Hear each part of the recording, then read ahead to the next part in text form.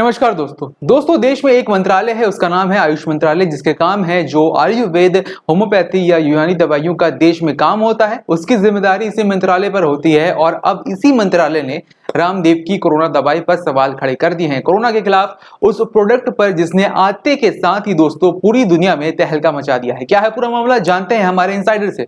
जी हाँ, बताएं। जी बिल्कुल आकाश, रामदेव ने जिस तरीके से कोरोना वायरस की दवाई के तौर पर अपने प्रोडक्ट को लॉन्च कर दिया है, उसके बाद अब इस प्रोडक्ट को लेकर ही विवाद खड़ा हो गया है। विवाद दरअसल कहें तो आयुष मंत्रालय ने इस पर सवाल खड़े किए हैं। आयुष मंत्रालय ने कहा है जिस तरीके से पतंजलि ने कोरोना वायरस को लेकर आयुर्वेदिक ट्रीटमेंट जो है वो सुझाया है, उसे लेकर अभी भी पूरी तरीके से क्लैरिटी नहीं है और मिनिस्ट्री को इसके बारे में पूरी जानकारी नहीं है।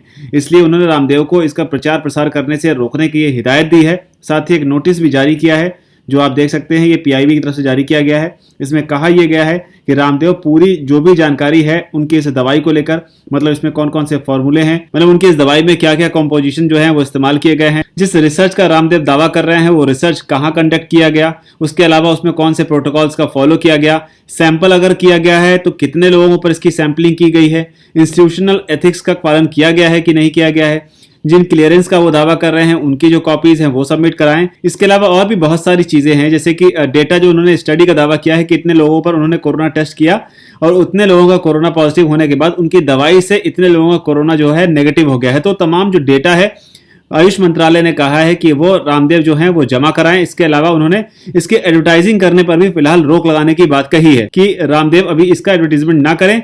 जिस तरीके से प्रेस कॉन्फ्रेंस कर उन्होंने अपनी दवा को लॉन्च किया, इसे भी लेकर कहीं ना कहीं आयुष मंत्रालय को आपत्ति है। आकाश, इसके अलावा आयुष मंत्रालय ने उत्तराखंड, जहां पे हरिद्वार में ये इनका प्लांट लगा हुआ है बाबा रामदेव का, उत्तराखंड सरकार से भी ये पूछा है किस आधार पर ये लाइसेंसिंग की गई है, उसकी कॉपीज जो हैं वो सबमिट कराई जाएं और प्रोडक्ट को किस आधार पर अप्रूवल दिया गया है, क्योंकि एक अप्रूवल होता है ऑफिशियली किसी भी प्रोडक्ट को लॉन्च करने से पहले।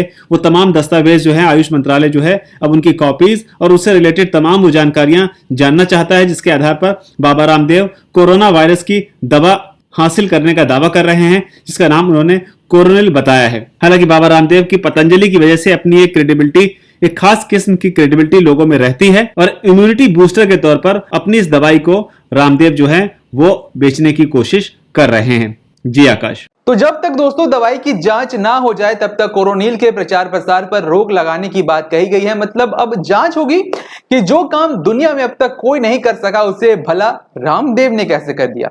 क्या आयुर्वेद में इतनी ताकत है? आप कमेंट सेक्शन में नीचे लिखकर बताएं। इस वीडियो को लाइक करें, शेयर करें और हमारे चैनल DHFA अड्डा को सब्सक्राइब करना ना भूलें। नमस्कार।